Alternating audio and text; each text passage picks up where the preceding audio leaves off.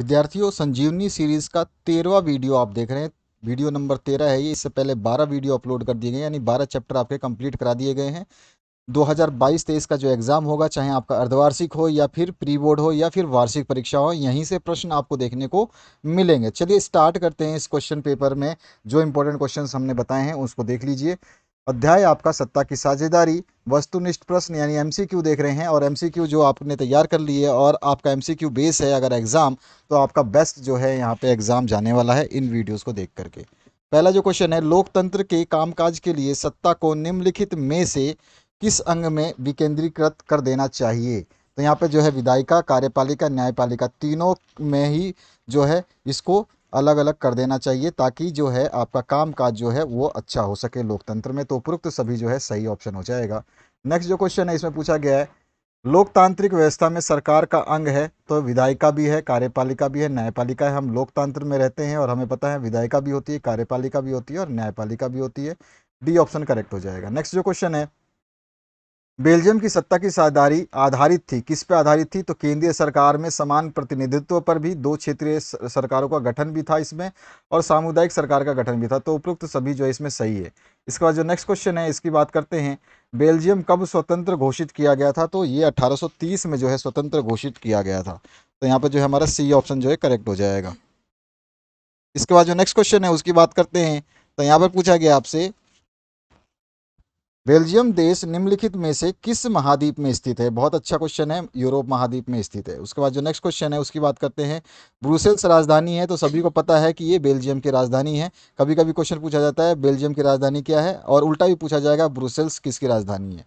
इसके बाद जो नेक्स्ट क्वेश्चन है, बेल्जियम देश की सीमा निम्नलिखित में से किस देश के साथ लगती है? तो नीदरलैंड के, जर्मनी और यूक्रेन सभी के साथ लगती है। तो उपयुक्त सभी हो जाएगा। बेल्जियम में किस समुदाय समुदाय का जो है प्रभुत्व था? तो वो थे फ्रेंच भाषी। तो यहाँ पे ये ऑप्शन करेक्ट हो जाएगा। नेक्स्ट क्वेश्चन है, बेल्जियम की आबादी का कितना हिस्सा फ्लेमिश क्षेत्र में रहता है? तो यहाँ पर आ जाएगा 59%। ठीक है, ध्यान रखना है क्वेश्चंस। इसका जो नेक्स्ट क्वेश्चन है, बेल्जियम की राजधानी ब्रुसेल्स में कितने प्रतिशत लोग फ्रेंच बोलते हैं? तो 80% लोग जो है फ्रेंच बोलते हैं। नेक्स्ट क्वेश्चन है आपका, बेल्जियम मॉडल की विशेषता क्या है? तो यहाँ पे जो है बेल्जियम मॉडल की विशेषता ये है कि सत्ता में साझेदारी के नियम बनाना। ठीक है, तो ये है आपका सी ऑप्शन करेक्ट। उसके बाद जो नेक्स्ट क्वेश्चन है इसमें, बेल्जियम मॉडल का प्रभाव रहा है, तो वो कौन सा होगा? तो हमारा जो आंसर हो जाएगा, देश में गृह युद्ध टल गया और देश का भाषाई विभाजन टल गया और पूरे देश यूरोप में आदर्श लोकतंत्र का पर्याय बन गया। यानी कि उपयुक्त सभी सही है, तो यहाँ पे आपका डी ऑप्शन करेक्ट हो जाएगा। नेक्स्ट क्वेश्चन की बात करते हैं, श्रीलंका कौन से महाद्वीप में स्थित है? तो ये एशिया महाद्वीप में स्थित है। नेक्स्ट क्वेश्चन है, श्रीलंका कब स्वतंत्र हुआ?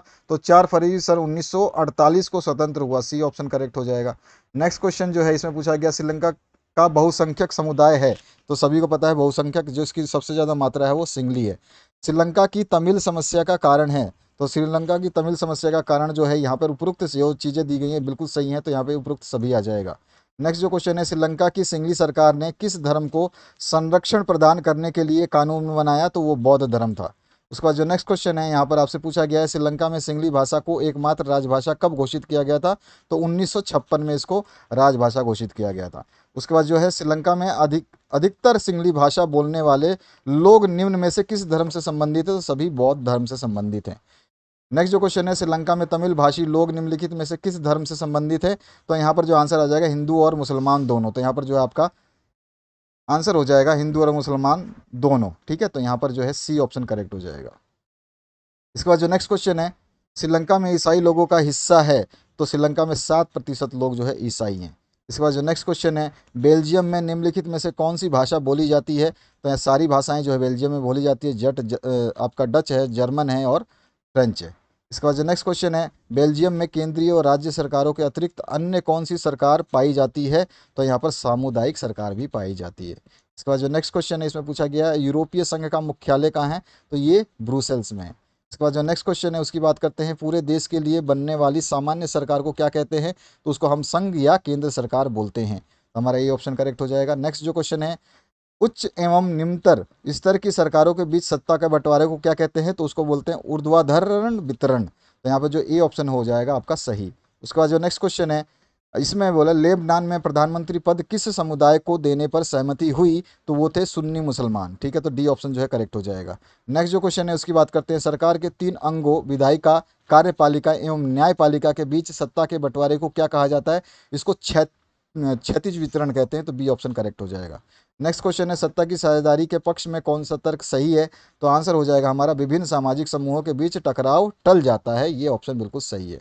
नेक्स्ट जो क्वेश्चन है उसकी बात करते हैं यहाँ पर। लेबनान में राष्ट्रपति पद किस समुदाय को देने पर सहमति बनी? ये वापस क्वेश्चन आ रहा है, तो यहाँ पर जो है आपका सुन्नी मुसलमान होना चाहिए, तो यहाँ पर ऑप्शन में मिस्टेक है। यहाँ पर हमारा राष्ट्रपति पूछा है, तो राष्ट्रपति जो कैथोलिक ईसाई जो थे वो समुदाय थी, राष्ट्रपति कैथोलिक ईसाई। और जो आपका यहाँ पे अगर प्रधानमंत्री आएगा तो वो सुन्नी मुसलमान आ जाएगा। ठीक है, ध्यान रखना है इन दोनों में बहुत ही ज़्यादा पास का गैप है, उसको थोड़ा सा ध्यान रखना। राष्ट्रपति के लिए कैथोलिक ईसाई, और यहाँ पे अगर राष्ट्रपति की जगह प्रधानमंत्री आता तो सुन्नी मुसलमान जो है ऑप्शन सही होगा। नेक्स्ट क्वेश्चन की बात करें। लेबनान में संसद के अध्यक्ष का पद किस समुदाय को देने पर सहमति बनी? तो वो बनी थी शिया मुसलमान। ठीक है, इसके बाद जो नेक्स्ट क्वेश्चन है इसकी बात करते हैं। क्रिश्चियन डेमोक्रेटिक पार्टी का संबंध किस देश से है? तो ये है जर्मनी से। इसके बाद जो नेक्स्ट क्वेश्चन है उसकी बात करते हैं। बेरूत की राजधानी खालिस्तान है, तो वो है लेबनान। ठीक है, ध्यान रखना इस बार बहुत सारे क्वेश्चंस आपको नए देखने को मिलेंगे। एशिया के उन देशों के नाम बताइए जिनमें 2 भाषाई और जातीय समूहों में संघर्ष था। वो था आपका श्रीलंका और लेबनान, तो यहाँ पर ये ऑप्शन करेक्ट हो जाएगा। नेक्स्ट क्वेश्चन जो है सत्ता की साझेदारी का अर्थ क्या है? तो यहाँ पर जो है सरकार के विभिन्न अंगों के बीच शक्ति का विभाजन या विभिन्न स्तरों पर सरकार में शक्तियों का विभाजन, बिल्कुल सही ऑप्शन ए। नेक्स्ट जो क्वेश्चन है इसमें पूछा गया है लेबनान के संदर्भ में क्या सही नहीं है? तो इसमें आंसर हो जाएगा उप प्रधानमंत्री यहूदी हो सकता है, ये संबंध में सही नहीं है। इसके बाद जो नेक्स्ट क्वेश्चन है इसमें पूछा गया सत्ता की साझेदारी ठीक है क्योंकि? तो क्योंकि इसमें सारे ऑप्शंस आपको देख सकते हैं, और आपका सही आंसर जो होगा वो होगा इसमें विभिन्न सामाजिक समूहों के बीच टकराव का अंदेशा कम हो जाता है, यही सत्ता की साझेदारी ठीक है। ठीक है ना, तो यहाँ पे सी ऑप्शन सही हो जाएगा। इसके बाद जो नेक्स्ट क्वेश्चन है उसकी बात करते हैं। बेल्जियम में सामान्य रूप से कौन सी 2 भाषाएं बोली जाती हैं? तो यहाँ पर फ्रेंच और डच जो 2 भाषाएं हैं सामान्य रूप से बोली जाती हैं। नेक्स्ट जो क्वेश्चन है उसकी बात करते हैं। निम्नलिखित में कौन सा उदाहरण सत्ता के क्षैतिज वितरण का है? तो यहाँ पर जो उदाहरण दिया गया है सत्ता के विभिन्न स्तरों के बीच सत्ता का बंटवारा, सरकार के विभिन्न स्तरों के बीच नहीं, यस, सरकार के विभिन्न स्तरों के बीच सत्ता का बंटवारा जो है ये आपका क्षैतिज वितरण का हो जाएगा। नेक्स्ट जो क्वेश्चन है इसकी बात करते हैं। बहुसंख्यकवाद के सिद्धांत के कारण किस देश में गृह युद्ध हुआ? तो वो था श्रीलंका, और अभी भी आप जानते हो क्राइसिस से निकल नहीं पाया।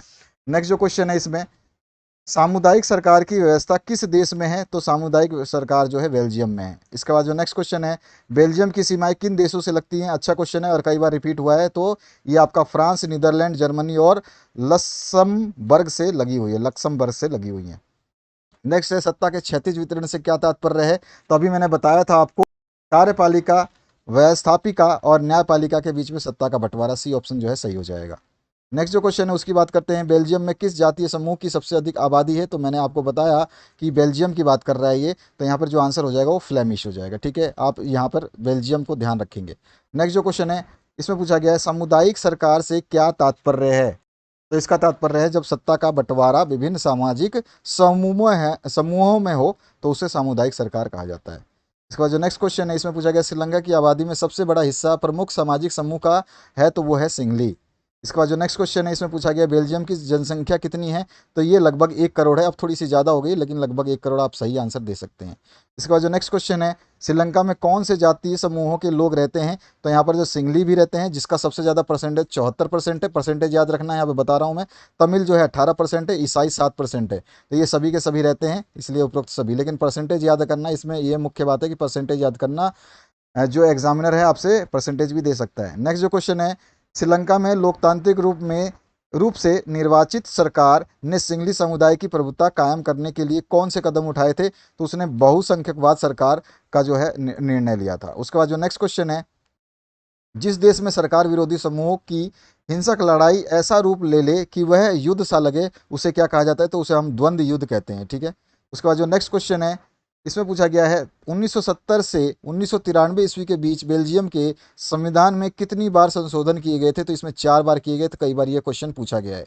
नेक्स्ट जो क्वेश्चन है इसमें पूछा गया आपसे निम्नलिखित में से किस सत्ता के बंटवारे की व्यवस्था को नियंत्रण और संतुलन की व्यवस्था भी कहा जाता है। तो सत्ता का क्षैतिज वितरण जो है इसका सही आंसर हो जाएगा, ए ऑप्शन करेक्ट हो जाएगा।